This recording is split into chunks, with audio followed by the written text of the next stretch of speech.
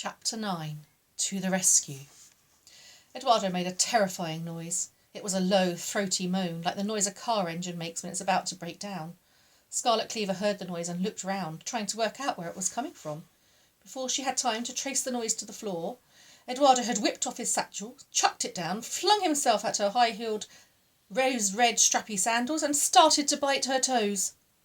"Coco, get the skeleton keys!" he gasped. "Let them out!"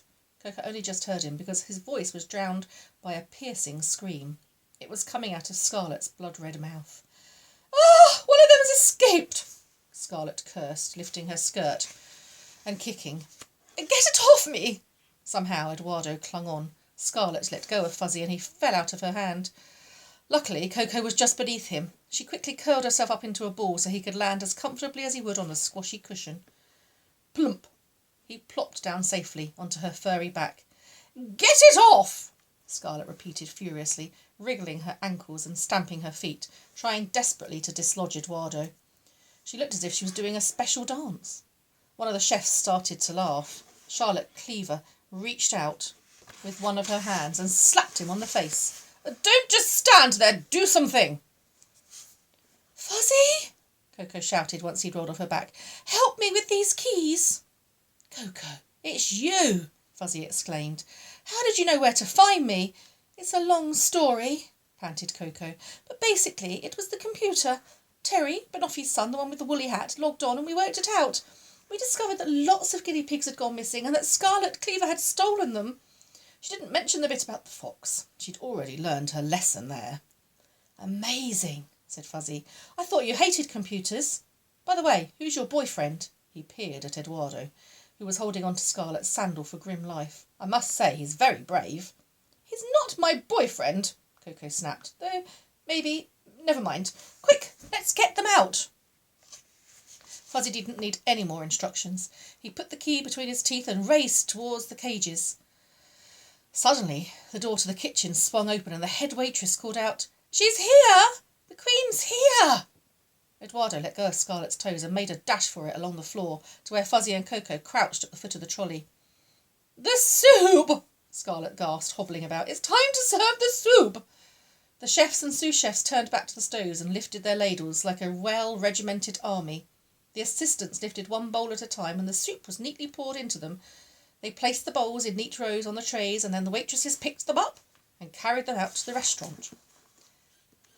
"How in the name of chickweed are we going to get up there?" Eduardo gazed up at the trolley's slippery legs. "We need the jump," Fuzzy cried. "Quick, get that fork." He pointed to a fork lying on the floor by the dishwasher. "We can use this to balance it on." One of the waiters had dropped a crusty brown roll. "The jump?" Eduardo repeated, puzzled. "Come on, I'll show you." Fuzzy carefully positioned the fork on top of the bread roll. He sat on the sharp end. "Ready, Coco?" "Ready?" Coco jumped on the flat end. Fuzzy shot up and landed on the edge of the trolley. "Wow!" Eduardo whistled. "Looks like I underestimated you domestic guinea pigs after all." Coco smiled. "It looks like you did," she agreed. "Come on, we need to find a squashy cushion." "A squashy what?" "Something soft to land on," Coco explained. "What about this?" Eduardo said, pulling on an old mop head out of the corner with his teeth. "Perfect." Coco helped him manoeuvre it into position. "OK, Fuzzy, send them down." One by one, the freed guinea pigs dropped onto the mop. "Out of the back, quick as you can," Eduardo shouted.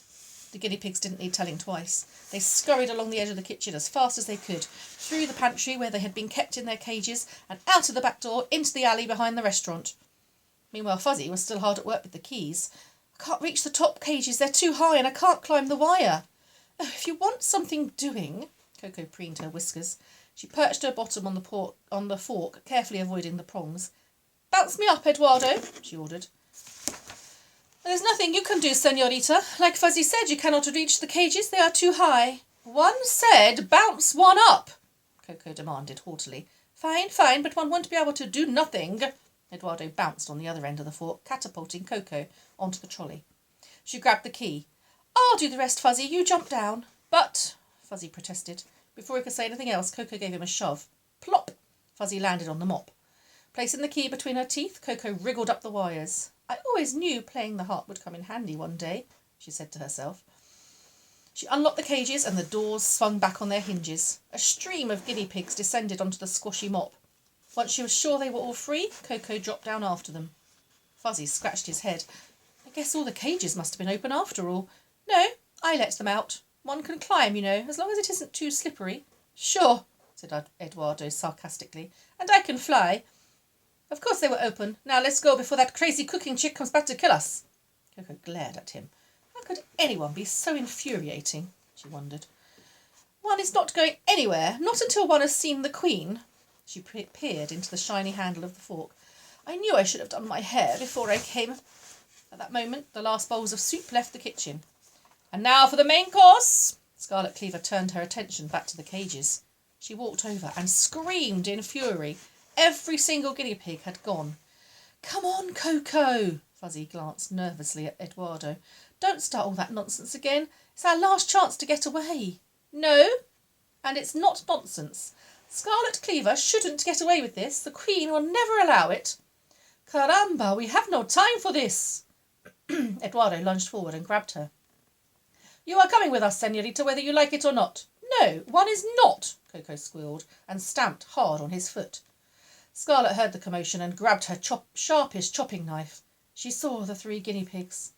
Now you see what you've done, Eduardo yelled. Come on! He pulled her towards the door.